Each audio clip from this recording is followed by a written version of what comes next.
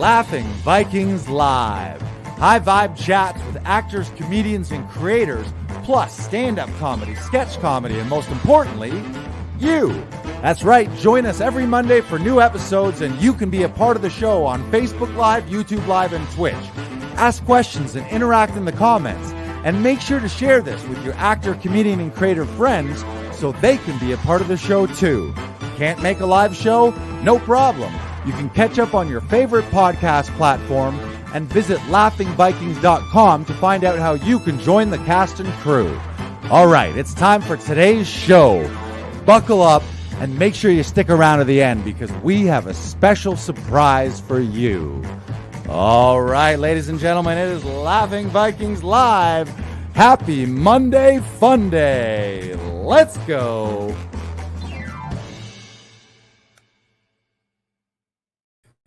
Ladies and gentlemen, thank you so much for tuning in to episode 94 of Laughing Vikings Live. I am your producer and co-host, BK Broiler, a.k.a. Fort Knox, a.k.a. Brandon Knox, a.k.a. we could go on and on all day. But let me introduce you to your host, your captain of Laughing Vikings, if you will. He is said to have been born in an alley, maybe one that's fairly close by. You know him, you love him. Please put your hands together for Joe Lars Larson, everyone. That was hilarious. Yeah. No, I'm telling you, we have no more tickets. No more tickets. Comedy Alley is sold out. You got to reserve your seats faster. We only have 20 tickets available. Oh, hey, I didn't realize the podcast was on. Are we podcasting right now? We are podcasting, Lars. Oh, I was just talking with the president of Hollywood. He was trying to get tickets to Comedy Alley, but I told him he needs to book a little those earlier in advance, doesn't he? I also told him it's about time for the matriarchy to be involved in. Maybe we need a female president of Hollywood too. Yeah, he didn't like that very much. Well, but yeah. Anyways, I gotta go. President of Hollywood. I'm doing a podcast. Yeah. Okay. Yeah. Best of luck to you. Again, we are sold out.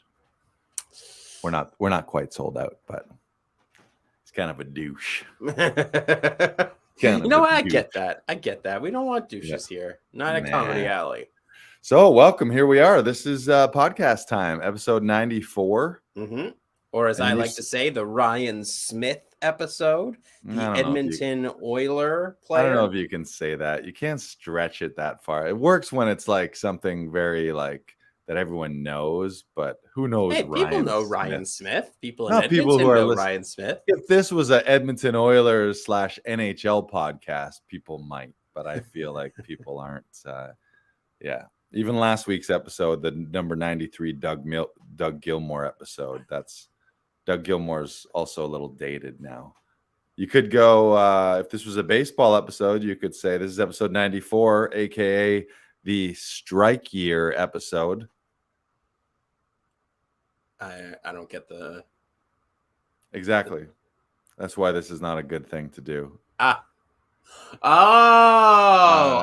get what you're saying. 1994 was the year that Major League Baseball went on strike. And when they did so, the Montreal Expos were in first place.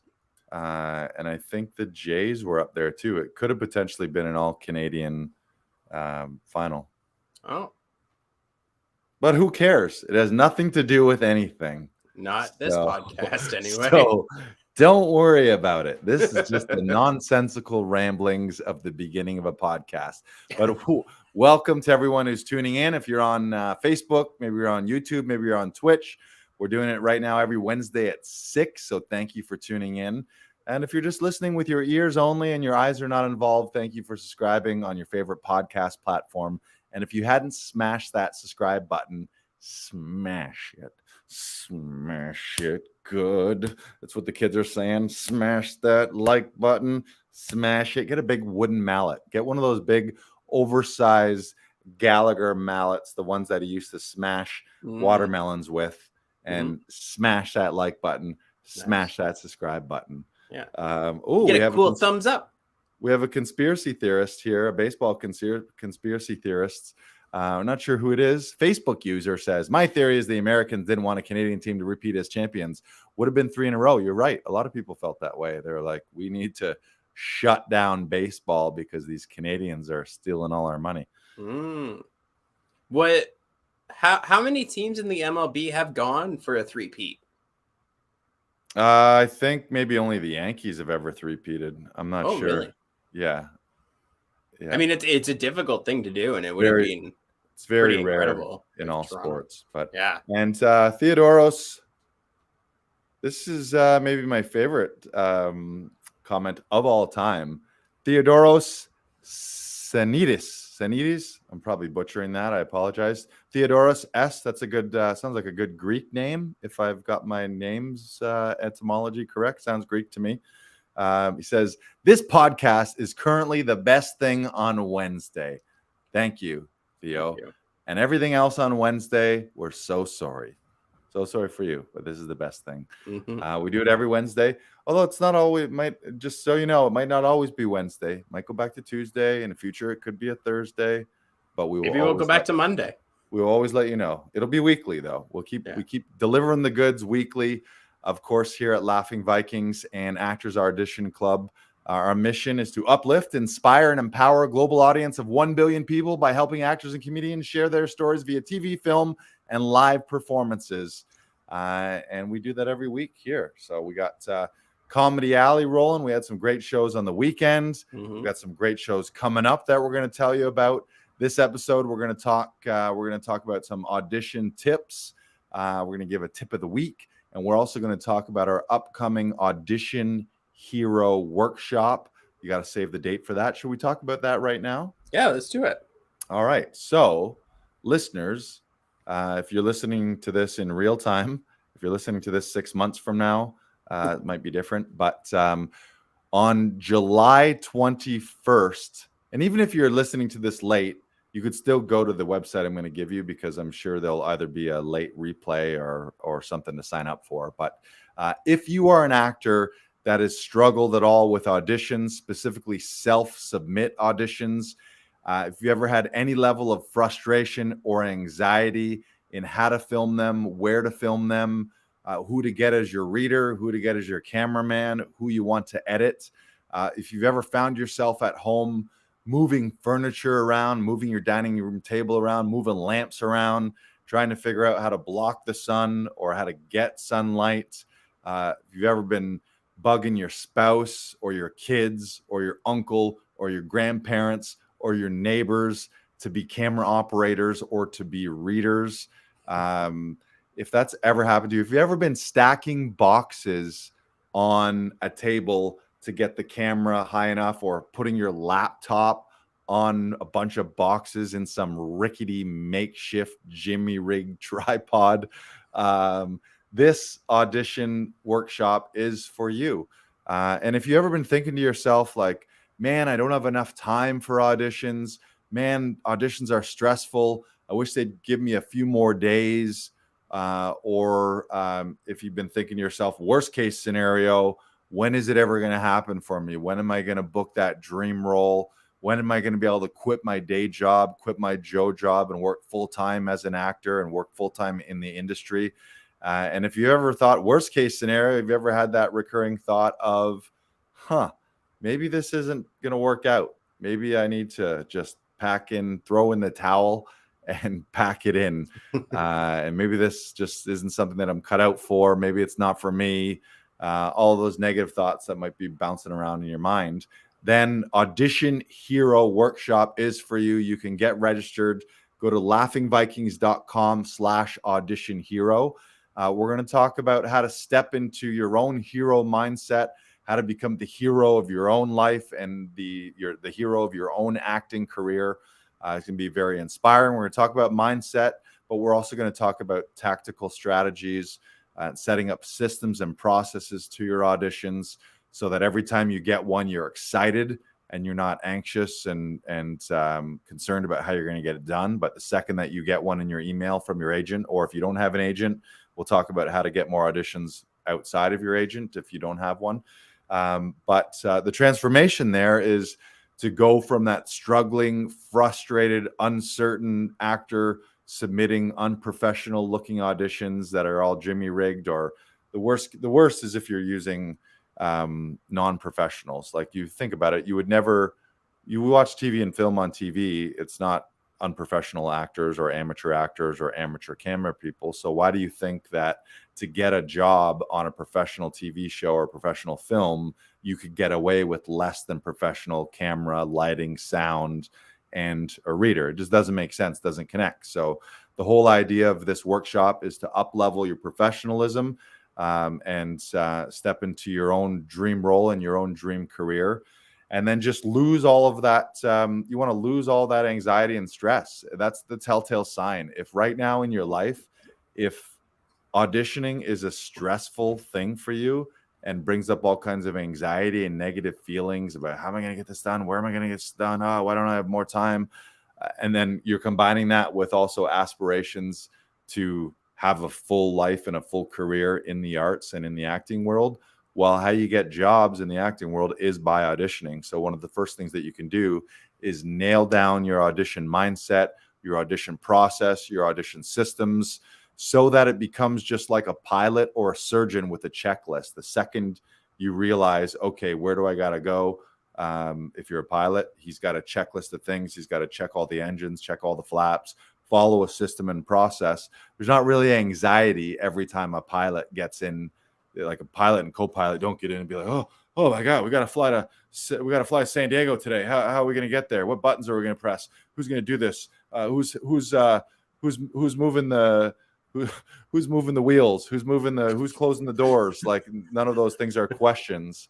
It's just, you know what you need to do every time, and you're following a system. And that's something that we pride ourselves on here at Actors Audition Club, whether it's virtually via Zoom or in our studio. All of our members of Actors Audition Club don't have that stress and anxiety and questioning when they get the role of a lifetime in their email address from their agent, that they've got this huge opportunity and they need to submit this audition within 24 or 48 hours. They don't have any of those thoughts and feelings of anxiety. They just click a couple buttons on their phone or on their laptop. They book a session with a session director via Zoom or via the studio here in person. And then they have a professional reader, they have a professional camera person, the lighting is taken care of, they have someone to give them redirects that's based on actual acting knowledge and directorial knowledge and casting knowledge, rather than listening to, like, why would you aspire to be a professional actor and listen to your uncle who is not an actor and has never worked in the business and listen to what he says about your audition and listen to his feedback? That doesn't make any sense. So that's the thing that we bring to people here, is a system and a process that's repeatable. And then most importantly, that's fun. That's the biggest thing about auditioning, is if it's not fun right now, oh God, it's bad enough. It's bad enough. But at least if your auditions are fun, then every time you're seeing your auditions as an opportunity to create, an opportunity to tell a story, an opportunity to put your best foot forward and to express yourself, not an exercise in anxiety and stress and depression, as too many actors seem to be able to turn auditions into. So that's what it's all about. We do this a few times a year only, and we also open up the doors to Actors Audition Club. So you can register at laughingvikings.com/audition hero. That'll get you access to the live events. We're doing those live July 21st, starting at 2 p.m. Eastern time. Don't worry though, if you have a weird schedule or if something comes up, if you've registered, you'll have access to all the replays. So that's Thursday, July 21st. Then we're going to go live again Tuesday, July 26th, and Thursday, July 28th. So for 3 days, we're going to do a workshop. We're going to have actors from all over the world tuning in. You'll have an opportunity to network and meet other actors virtually. There's going to be Q&A periods. We'll have some guest speakers. And the part of it that's a workshop, there is going to be some homework and some challenges. We'll give you guys some challenges. There's going to be prizes and contests throughout as well. So for those of you who are able to show up live, that'll be incentivized by an opportunity for you to win Laughing Vikings prizes and Laughing Vikings and Actors Audition Club benefits and prizes too. So make sure you register for that. I'm super pumped for it. You excited? Oh yeah. Oh yeah. Yeah, it's going to be good. The last one was those 3 days were some of my favorite days ever. Just it was a day for us to share everything that we have learned and share our best practices and share what we've learned from other directors and acting coaches and other casting directors from workshops that we've been in, and just help elevate. As we like to say, a rising tide lifts all boats.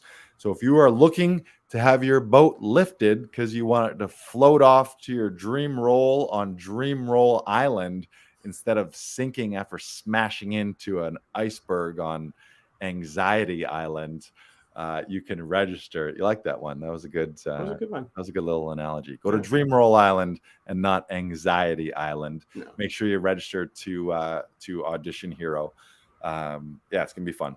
And then at the tail end of Audition Hero, we'll also let you know how you can become a member of Actors Audition Club, which we only open the doors up to a couple times a year. We did it earlier in January, and this is our new enrollment period for this year. It might be the last one, so make sure you hop on board, and you can get access to everything that our members here at Actors Audition Club get access to, including the BK broiler.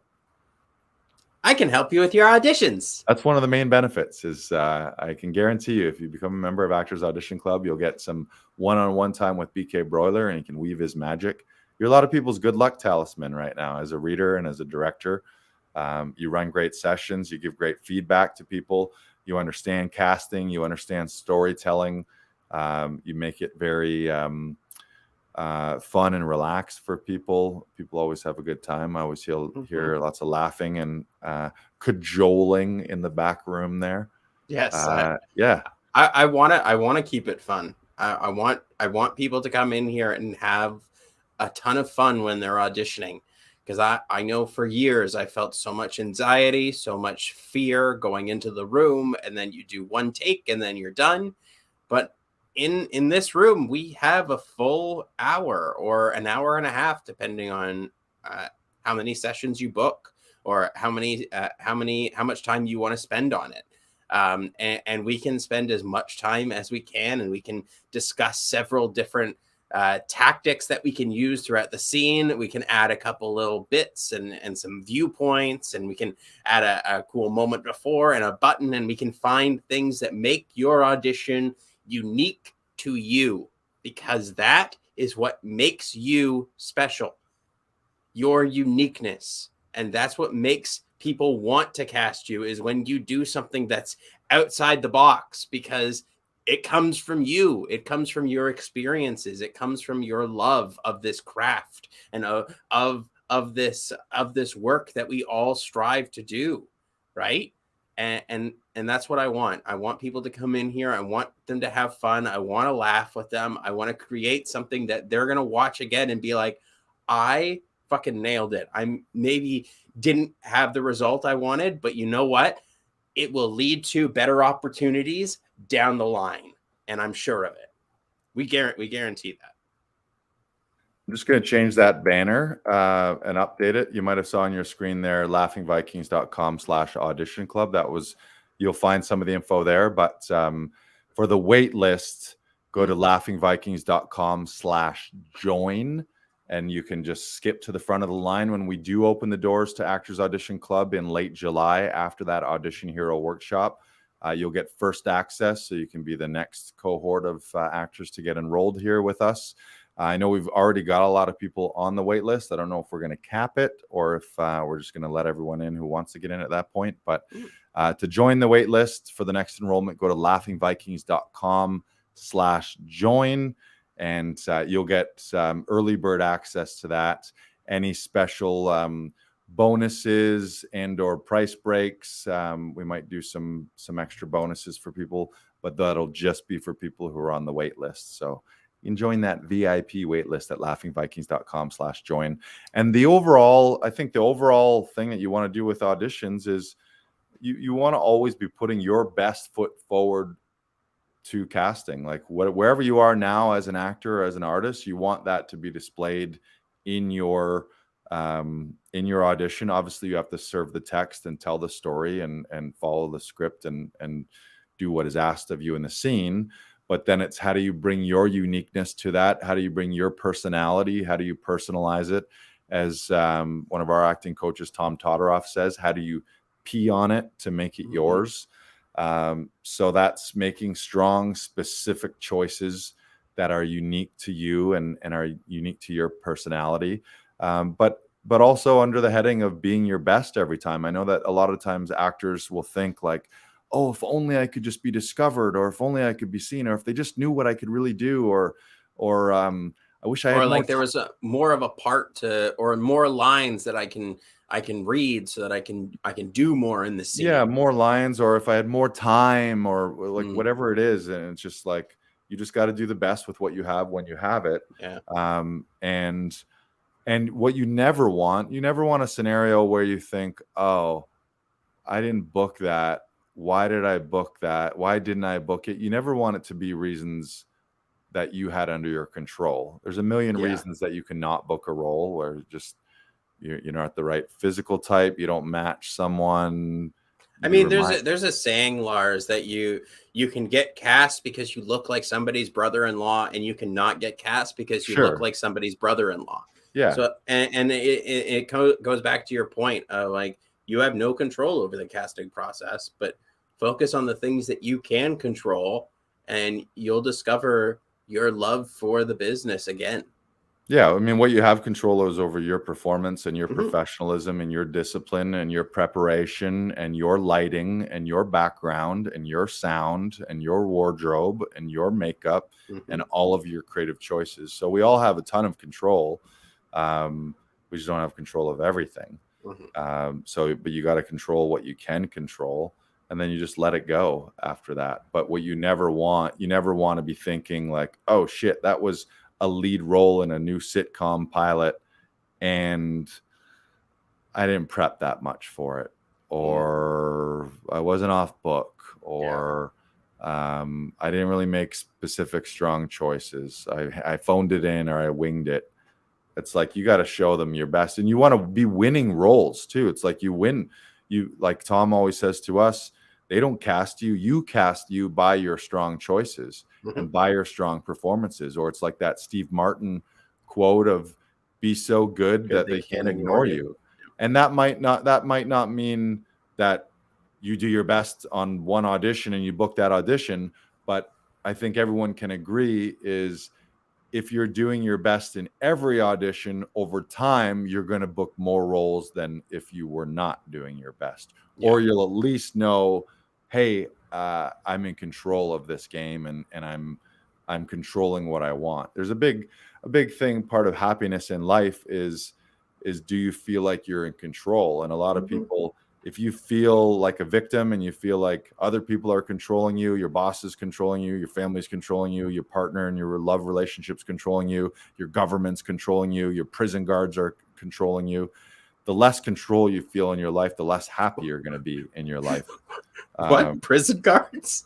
Well, let's go to prison guards. At the extreme, at the extreme level of a lot of people who are unhappy, it's because they have no control over life, and they're being controlled because they're in a prison cell, or they're in a jail cell, or they can't leave their country, or they can't leave their house, or whatever. Now, hopefully you're not in that scenario, but the key to happiness in life is realizing that you do have control, or at least controlling what you do have control over, and letting go of the things that you don't have control over. And again, your preparation, your professionalism, all of that is something that you have control over. So that's what Actors Audition Club is about. That's what Actors Audition. That's what Audition Hero Workshop is about. Is just elevating. How do you get to be your best, so that then you're the starring leading role in your own life, in your own career, and eventually in TV, film, theater, all of those things. So we want to talk about some, we got a little audition tip of the week, just a little teaser thing. Brandon and I both trained with Todoroff Conservatory. Brandon's a member of the weekly Zoom workshops every week for over a year. I was a member of those for over a year before joining their 8-month conservatory, which I just completed. And I'll be jumping back into their Saturday workshop. But Tom uses a system of got what he refers to, and Michael Shirtliff in the book.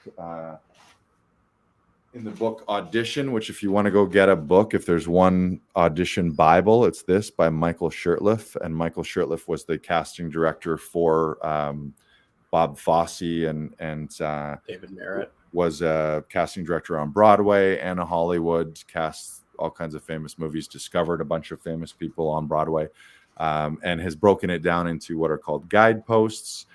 So we often refer to those here in the studio.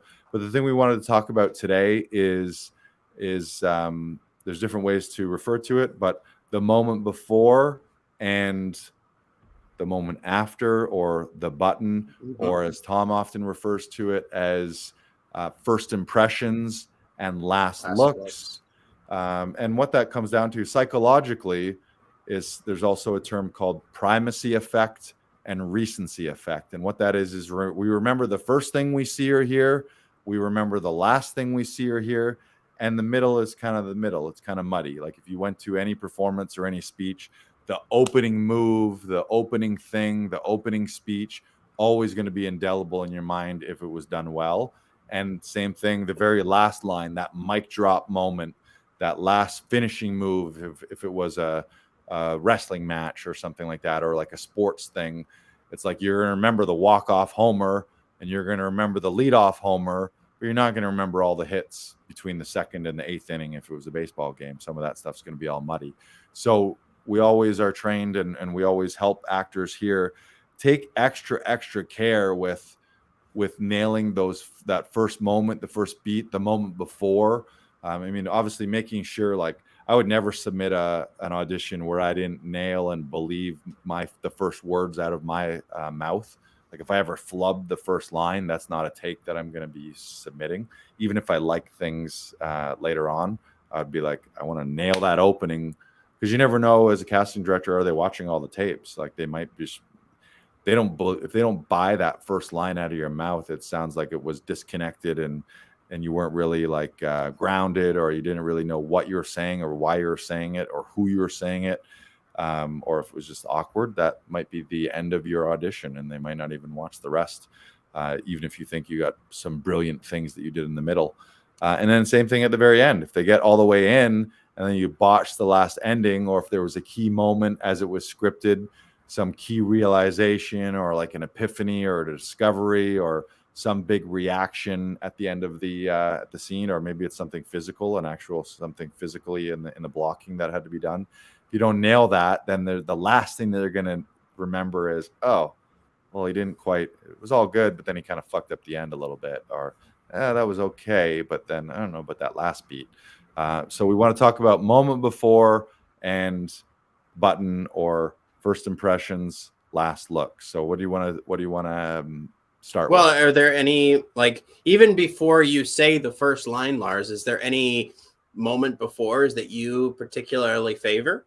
Well, I think the thing that you got to think about as well is, and we're reminded of this through Tom all the time, is your background speaks before you, your frame speaks before you, your wardrobe and your hair and your makeup and lighting, all of that speaks before you. So look at all of that stuff first, because if you're entering into a frame that's poorly lit and the backdrop is really distracting, or it's like your kitchen or your dirty laundry in the backdrop and it's crappy lighting, or the lighting's all blown out because you're using natural light, or there's a window behind you, or any of that stuff, nail all the technical stuff first. And then I think it's a combo of, is there some kind of secondary action? Like, what are you doing? Or is the scene started at a party? You're at a party, maybe you're dancing, or maybe you dance. You dance your way in. Yeah, hey, I'll be right there. And then you're into the scene. So it's finding some secondary action to ground you. Like we had one today where he was like a technician, so he was like fiddling with some wires and just actually doing some action there, and then looked up and delivered his first line. And then when in doubt, as Tom always says to us, when in doubt, just enter and speak your first line. Or you can be there as well, but be creative with that. And I think the mistake that a lot of people make is thinking that what they're doing is a mistake, and just make a strong choice, make a creative choice. And I would say, like, add a little moment before, rather than worry that that's too much. Like, some people look at sides and they're like, this is where the start line is and this is where the end is, so I can't do anything before that and I can't do anything after. But what if they were just rolling and they didn't say cut at the end? Or what if they were just rolling at the beginning? Well, even in Michael Shirtliff's book, he says that all great scenes start in the middle. Like, we don't want to get people into the scene, because then we're working to get them into the scene. We want to start hot and ready to go, so that they're just propelled into this world. Right. Which also means, what was I going to say? Shoot, I had something there. Have there been any favorite moment befores that you've seen in this room or in during a session, Lars? I mean, I'm always a big fan of, if it's a group party or if it's like a dinner party scene, throw the tail end of, just throw a little extra line in there, or just the tail end of a joke, like, oh yeah, that's what, yeah, you should see the other guy, and then into a line. Or if you're not the writer type, if you don't think you can come up with something that, I mean, I would always aim, if it's comedy, obviously, to get a laugh out of it. But even just a laugh, like you're at a dinner party, instead of just starting there silently, it's just, anyways. And then I know what I was going to say. The thing you don't want to see is, you never want to see an actor turn on camera. So you don't want to see me like, oh, I'm just here as an actor, and then now it's acting time and I have to be on. It's like, the scene is starting. Like, if they're seeing you, they're judging you, and you're already you are the character. So versus, like, whether it's an in-person audition or a self-tape, it's like, you don't want to be caught. It's a weird thing. You don't want to be caught not acting. You also don't want to be caught acting, but you just got to realize that they're seeing everything. So you got to be in the scene. That, I don't know if I'm making sense right now, but yeah. One of my favorite moment befores that I've ever seen in this room, I'll come over here just a little bit, is someone just did that and turned into it. It was a cute little scene about putting his son to bed, and it worked so well. I've never seen anyone do that in this room before, and it was incredible. And it propelled us into the scene. It gave us this sweet little moment, because he gave like a shh, and then they had this quiet little scene, and it was a beautiful beginning, and I had never seen anyone do that before, and I think that's so well done. And and I agree 100% with the laughing. It is one of my favorite go-tos. I think just even laughing at the top of a scene, or somewhere in the scene as well, people laugh. If someone says something that's funny, laugh at it, because that makes it a human moment. That builds camaraderie. Laughing says so many things without saying a word. And I think that's what makes a great moment before, is that it says so much without saying a single word. And the one of the best things about a moment before is, if it's yours and it's creative and it's unique, it's going to be something that no one else does often. And if all you're doing is the exact thing that it says, where on the script it says start and nothing else, you can guarantee that your audition is going to start exactly the same as 100 other people. And when you're attempting to stand out and be the one person out of 500 who is given the gig, it's likely that that's not going to be enough. You'll be great. He did a solid job. Let's put him in the top 10 pile. But nobody gives a fuck about number 2 through 10 when you don't book the role. And they also don't pay you anything unless you get your $50 for a callback. So it's the other thing you can do is find, if there is an entrance, like you can start in in frame Mhm. and just turn into it. If it's just simple like that, you can be, sometimes it's finishing. And also with entrances, maybe sometimes don't just enter just like standing. Maybe you come in and it's just ahead. You look in. Yeah, there's interesting ways. Be creative. Yeah. And find different ways, different viewpoints. It's like if the scene started with you, say it was like middle of a fight scene and you just been knocked down and you were getting up, it could just be like you can enter, like there's nothing to say that you can enter any way you want, and everyone is thinking like, oh, like I am I allowed to do that? Like if you're ever asking you, am I allowed to do that? Then you're on the wrong track. It's like, yeah, you're a creative human being. Tell a story creatively, visually, with the words, with your wardrobe, with your lighting, with your backdrop, with your strong choices, with your physicality. And that might mean your entrances, your exits, your first line, making sure that that first line read is there. Like you mentioned, you don't want to warm up throughout. It's like when you go see top singers in a musical, for example, or just straight up singers, if you fuck up the first note, everyone goes, ugh. You can't, there's no opportunity to be like, oh God, for the first line or two, the first verse of that, she was way off, but now she found it. Now she's in tune.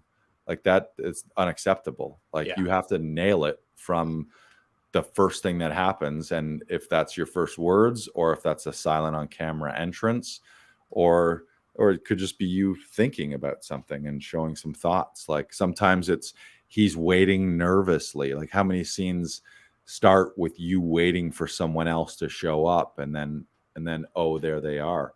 And then in that case, I would make sure, like if you are waiting for someone, let's see the moment of you seeing them. Or the opposite is often you're entering looking for someone. So if you enter and then I just give the line right to you without ever, I need to show you, or I don't need to do anything, but it would be nice if we capture on camera the moment of you seeing that person and discovering them. So if you're coming to find someone at a party that you got a beef with, you can enter and just be like, hey, there you are. Or you can enter, oh, there you are, I see you. And then so that there's an actual moment of a discovery there. Just little things like that, like giving these little extra beats. Because also that discovery of the person has a different relationship to it each time. Like if it's someone that you absolutely love and adore, like you're going to come in and be like, oh, there you are. Oh my God, I'm so happy to see you. As opposed to someone that, as you just demonstrated, someone that you don't like, and you're about to get into a scuffle with them, and hey, there you are. Right. But showing us, like letting the camera see those moments and see those beats rather than missing out on those. What else can we say about moment before?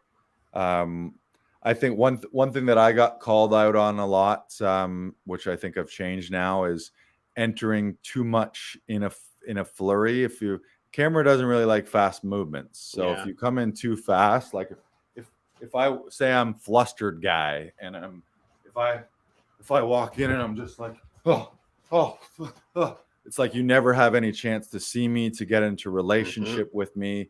Also remember that if you're framing, like I was in a wide when I was back here, but if I'm in a nice tight shot, I don't have all kinds of room for movement. It's like in a close up, you really got to be still. You're not moving around.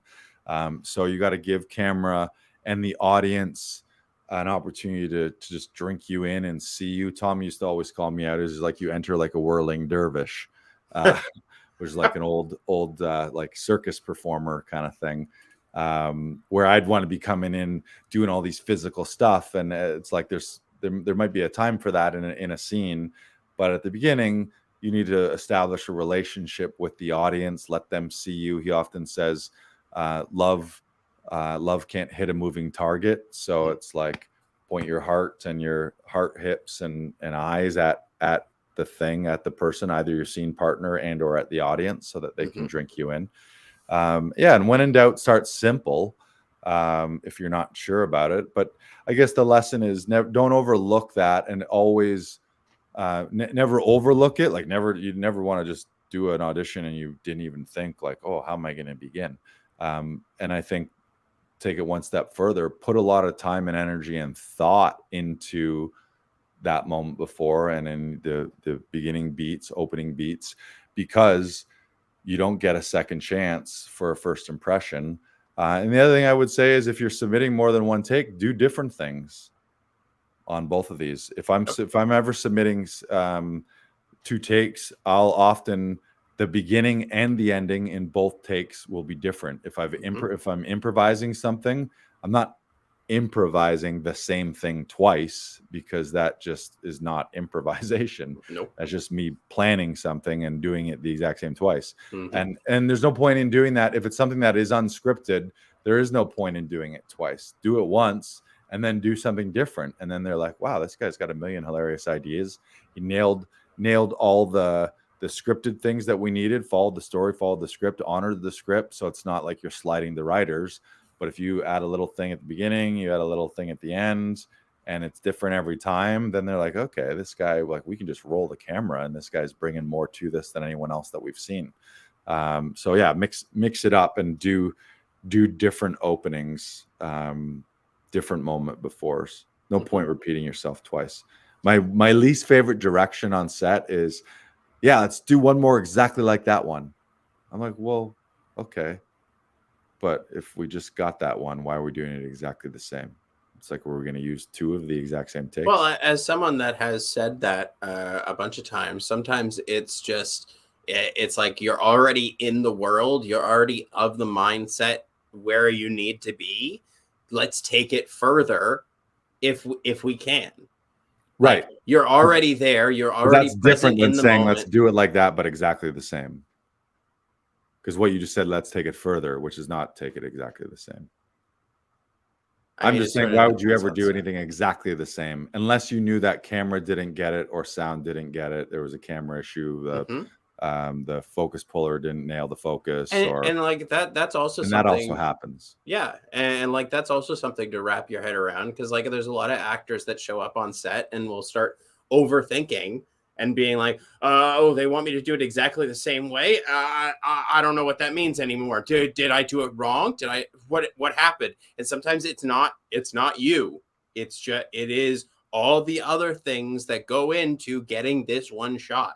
Like, right. As you said, the lighting, the sound, camera angles, right. Everything. Right. I mean, that example might just be a director wanting to be safe. That seemed like the one, but let's get one more just in case. Yeah. Somebody didn't hit the record button. That happens all the time. We need a safety. Right.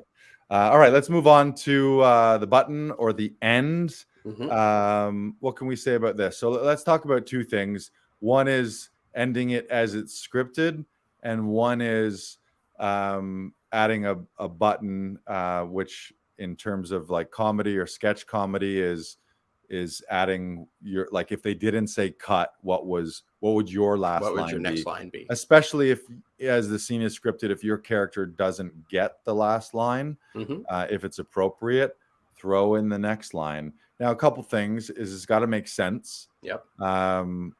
My personal opinion, being a big fan of comedic work, is that something that gets a laugh is really never going to fail. Like if casting and production laughs at it, as long as it makes sense, like not something totally nonsensical that is out of the world of the scene or yes.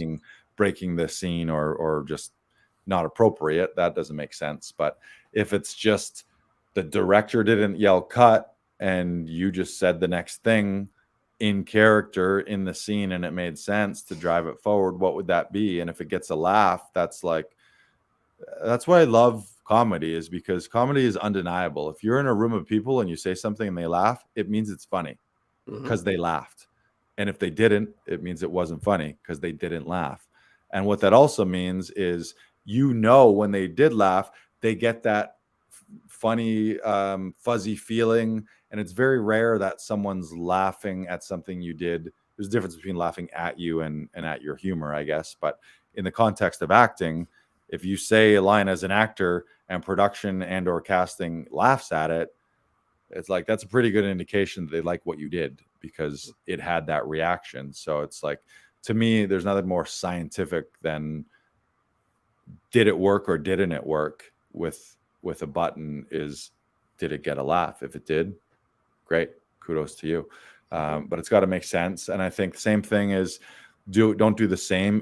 If you are improvising a little button, don't do the same thing twice. Like, there's no point in doing it 2 takes and you're like, hey, look at how creative I am with my improvising, and then you say the same thing twice. The other tip is, if you're wondering what to say, call back to something earlier in the scene. That's a very common stand-up comedy thing. So if earlier in the scene you were talking about how delicious this lasagna was, and then you get into a conversation about whatever the scene is about, and then go back to the lasagna at the beginning, or whatever happened at the beginning, you can go back to it at the end.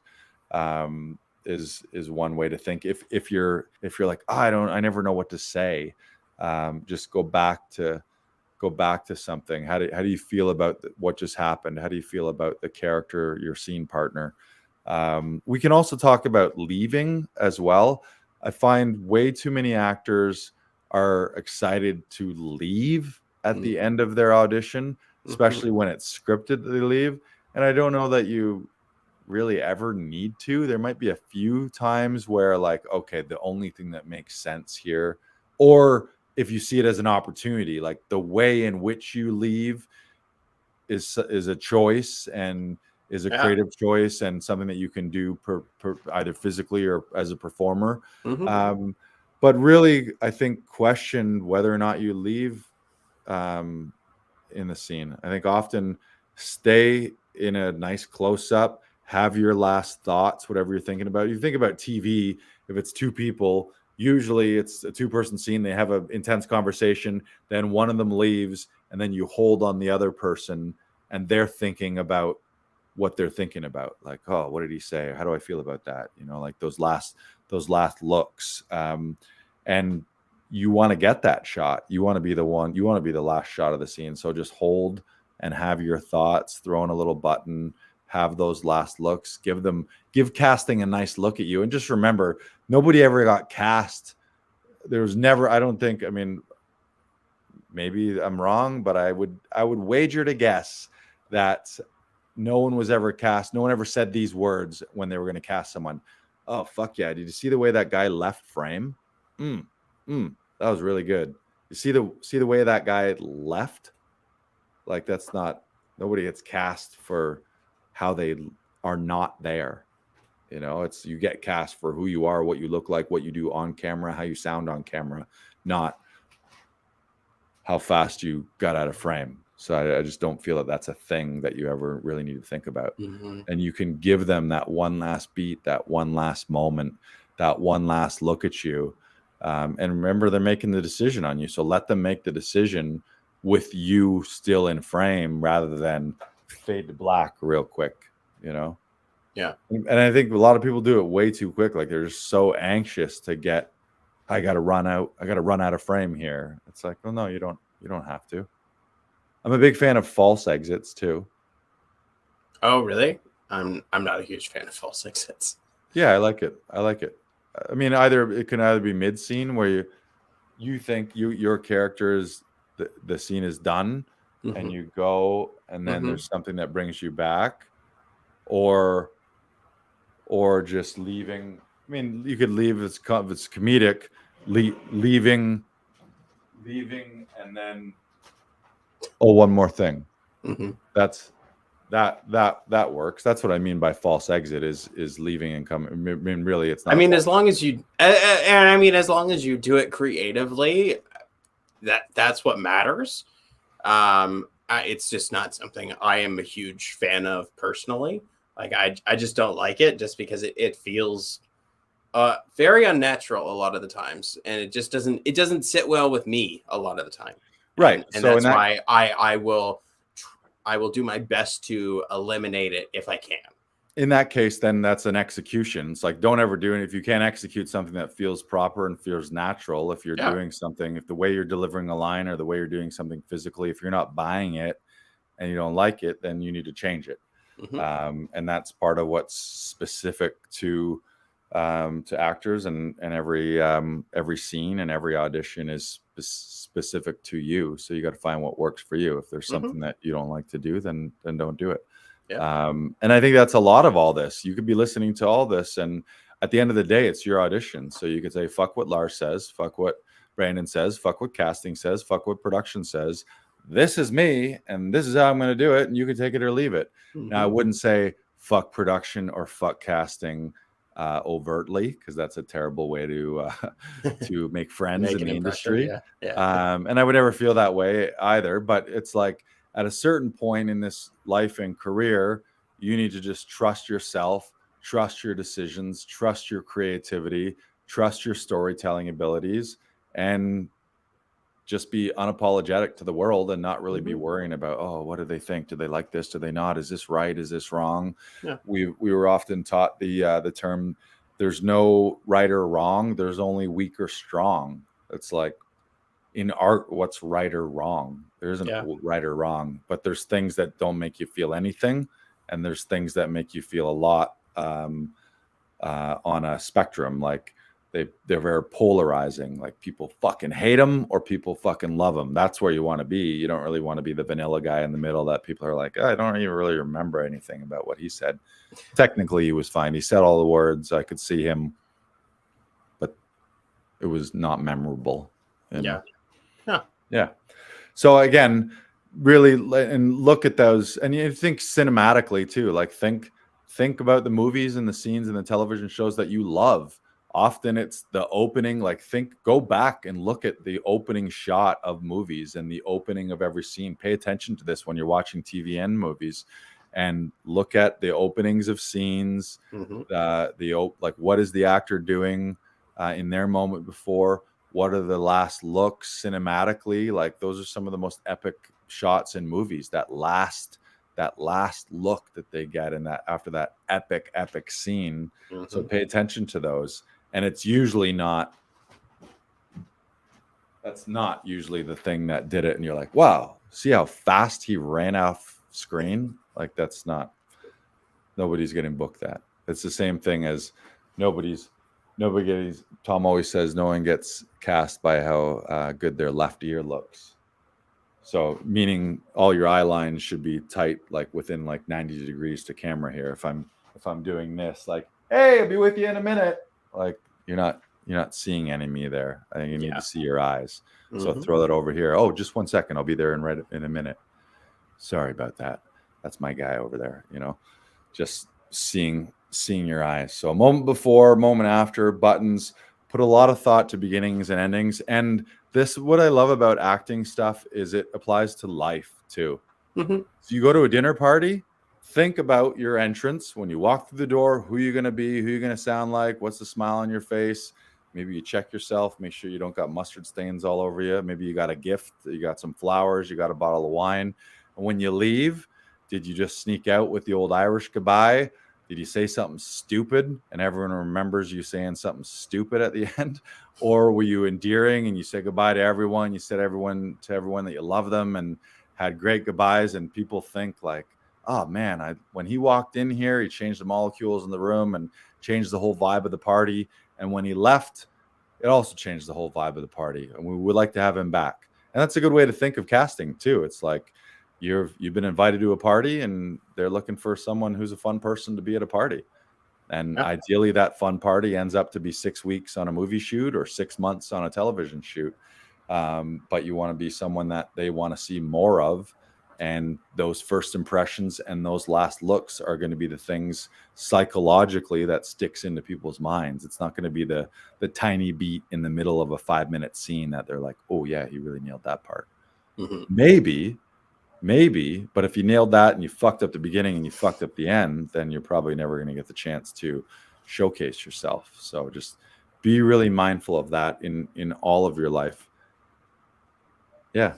And in your life, it's like, how did you How were you born and how did you die? People think about that. Where did you come from at the beginning of your life? And where were you at the end of your life? Like, it all applies. Your moment before is right before you were born, and your button is the last thing you say before you died. So nail those. Well, when you put it like that, you kind of have to. Okay. So how about we discuss a little something that's going on this weekend, Lars? Ooh, you want to talk about Comedy Alley? Yeah, let's talk about Comedy Alley. So, Lars, what is going on Friday here in the Alley? Well, Friday, July 8th, we got a fantastic show here in Comedy Alley. We got Dan Rosen. You've seen him at Toronto Fringe. You've seen him on Amazon Prime and The Big Dumb Show. We've also got Nitish Sakuja. He's a regular here at Laughing Vikings. You've seen him at Just for Laughs at Melbourne Comedy Festival and on Sirius XM. And we got Sarah Ashby, who's performed at JFL 42, the 420 Comedy Fest, and the Brantford Comedy Festival. Of course, I'll be there hosting. You can grab tickets at laughingvikings.com/comedy alley. There's only 20 tickets per show, so you got to reserve your seats online. Go right now. Go.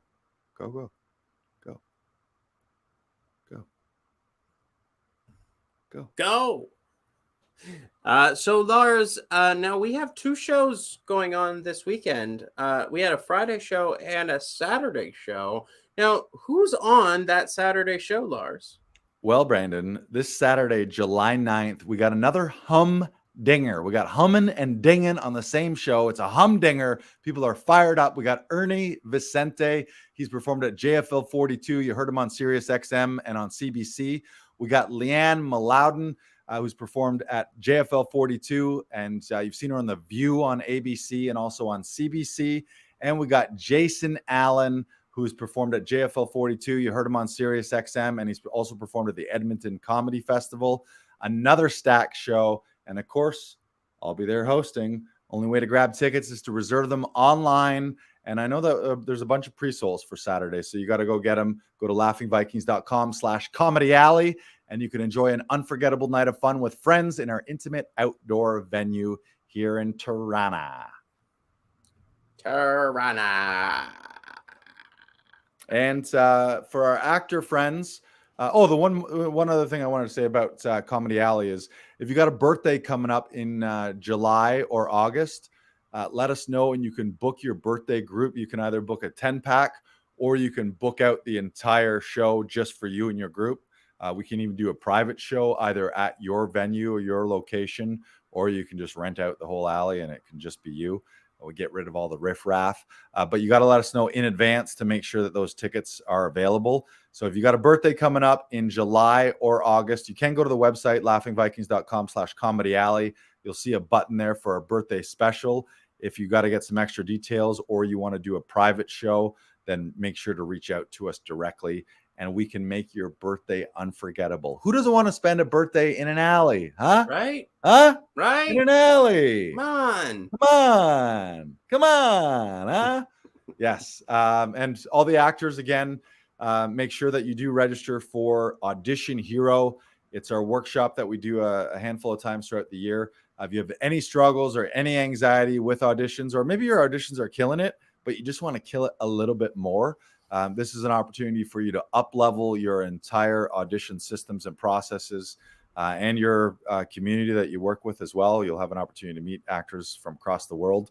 Go to laughingvikings.com/audition hero, and you can register for that. We're going to start it on July 21st. We do those trainings live, but if you miss it, as long as you're registered, you'll get access to the replays as soon as they're up. But if you're there live, you're going to have an opportunity to win prizes and bonuses and all kinds of fun stuff. The end of that Audition Hero workshop leads to the doors open in our next enrollment for Actors Audition Club. And you can jump the line and go directly to the front by going to laughingvikings.com/join. That's laughingvikings.com/join. And you'll get front of the line access. You'll be the first notified when we open those doors. You'll get access to some fast acting bonuses for getting enrolled. And you'll just hear about things that you wouldn't have heard about if you weren't on the VIP waitlist. So go to laughingvikings.com/join and you can hop on board. And also make sure that if you have not done it already, get out that giant wooden mallet and smash the shit out of that like, comment, subscribe button. Smash it. Smash it. Smash it. Smash it good. Smash it good. Smash it good. All right. That was episode 94. We'll see you next week. We'll see you at Comedy Alley this weekend, July 8th and 9th for those fantastic lineups. And we'll see you July 21st at the Audition Hero workshop leading to our doors open of our next enrollment of Actors Audition Club. July's a heavy month. It's going to be a hot one. Oh, also, I just opened a show at Fringe today. Yeah, your first show today. Tell us about it. It was great. It was amazing. We had a very great crowd. It was a really fun show. Shout out to Stephen Elliott Jackson, who wrote and directed it. Todd Davies for producing. Tyler Check for the music. All of it's fantastic. And other performers such as myself.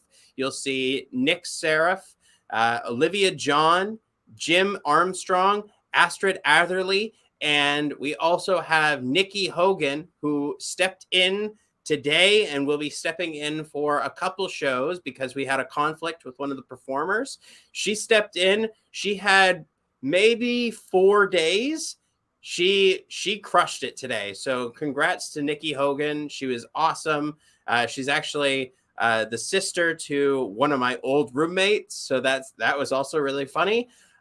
So congrats to everyone. Congrats to the Prince's Big Adventurer. And I'm sure it's going to be a great run at the Toronto Fringe from now until the 17th of July. Nice. Grab your tickets. And we actually have one more thing. We want to have one more segment. One of my business mentors, my business coach is James Wedmore through his signature program, Business by Design, that I've been a member for. And when you enroll in his program, one of the things he gives in his nice little welcome box is a deck of cards.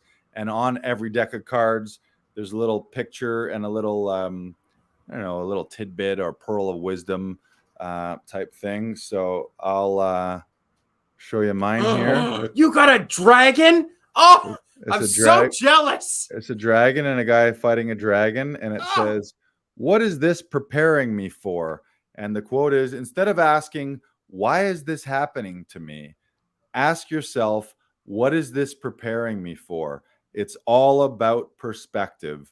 And I love that. So it's instead of all this shit happens in your life, and instead of thinking, "Oh, why me? Poor me. Why is this happening? This always happens. This sucks." Think, what is the opportunity here? What is the lesson here? What is this leading to me? What is this test? The test that this universe is giving me right now. Why is it giving it to me? Is it to prepare me and bolster me for something better? So in the acting world, you might not book something, and the lesson might be, instead of, "Oh, woe is me, why am I not getting the role?" Maybe it's, "Well, what is this preparing me for?" It's preparing me for a bigger and better role, because I got to take the feedback from not booking this one and throw it into my training and my craft and my preparation. It might also be something like, you didn't book this role, and now maybe because you didn't book that role, something is going to come along that if you had have booked that role, you wouldn't have been available for. So just the idea that you never know why things are happening for you, but if you're always looking for the silver lining and you're always looking for the lesson and how does this better you, nothing can really ever happen to you. It's kind of like a silver bullet where nothing can ever happen to you that gets you down, because even when the shittiest things happen, you're like, "Oh, this is going to make me stronger." And if you've ever read like pretty much everyone's best-selling books or all these authors or gurus out there, almost without exception, the shittiest thing that ever happened to them became the thing that made them famous or made the book happen or made the movie happen. It's like everyone's low point ends up being, when they look back in their life, "Oh, thank God this happened to me, because that's the day my entire life changed and forced me to up level, forced me to learn, forced me to grow, forced me to throw that old life away and go chase this new life." So just have that perspective. I love that. Thank you, James Wedmore from Business by Design. make sure you follow James Wedmore. He's great, especially if you're a business, which if you're an actor, you might not have it registered yet as an incorporation, but you're a business. If you're an artist, you're a solopreneur out there, you got to look at your life as a business. So ask yourself, what's the lesson? You got one too? I do. It is a picture of the perfectionist, and it's he is like, he's very downtrodden. He says, "Why is this happening to me?" And then there is a scientist, and he's saying, "Hey, what can I learn from this?" And I love that. And it says, when A happens in your business, which one are you? The perfectionist is always more concerned with the opinions and thoughts of others. They fear rocking the boat of being judged by anyone, and as a result, they play small. They always ask, is it good enough? What if they don't like it? It's not working. Why is this happening to me? The scientist has removed their personal identity from business and marketing, and with a commitment to serving their customers, is always looking for better, for more effective ways of serving. They objectively observe and look for lessons. They are always asking, what worked? What didn't? What is the big takeaway or lesson here? And how can I grow from this? Which one are you? And I absolutely love that. And it really ties into what we've been talking about today. Don't be the perfectionist. Don't be someone that's like, oh, are they gonna like my audition? Am I doing it what they are? Am I doing what they asked for? Am I hitting all the points that they wanted me to hit? Stop worrying about that. Experiment with the scene and make it your own. Make it unique. Make it fun for you, because that's going to really propel you and propel your career. Yeah, I like that. I like how our cards are basically they're very similar too. We got it was a similar theme. And the thing about the dragon card, but the thing about perfectionism too is it's a fallacy. A lot of people don't put things out there, especially on social media. Like maybe you've written something or you've shot something and you don't want to put it out there because you're worried about feedback. And that's just an excuse. It's a procrastination excuse or like a self-sabotage excuse. And another coach of mine, Brendan Burchard, he talks about perfectionism, how it's like people who say, oh, I'm a perfectionist, that's why I'm taking so long. I'm still working on this. I'm still working on it. I'm a perfectionist. You're actually not a perfectionist, because in order to find out if something is perfect, you need feedback for it. So you have to put it out there to get feedback. You put it out there, get some feedback. Then you go back to the drawing board and you realize, okay, I need to tweak this and this. And then you put out version 2.0. Then you put out version 3.0.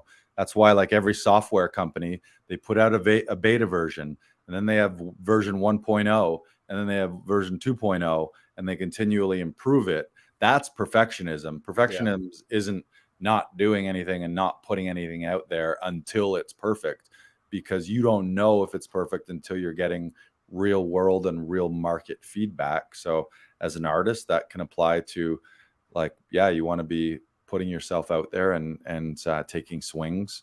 You got to watch that a little bit with auditions. If you don't want to audition, if you haven't taken classes and you don't have some understanding of the craft, you don't want to audition too early because you might burn a bridge or two.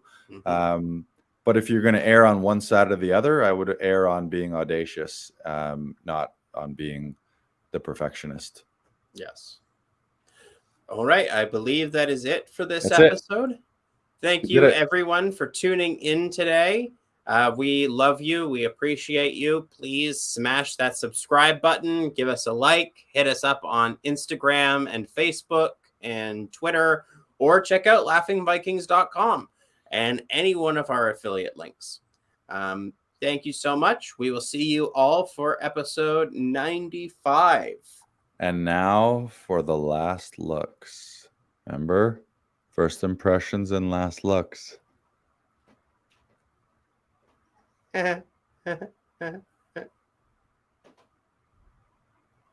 Podcast over.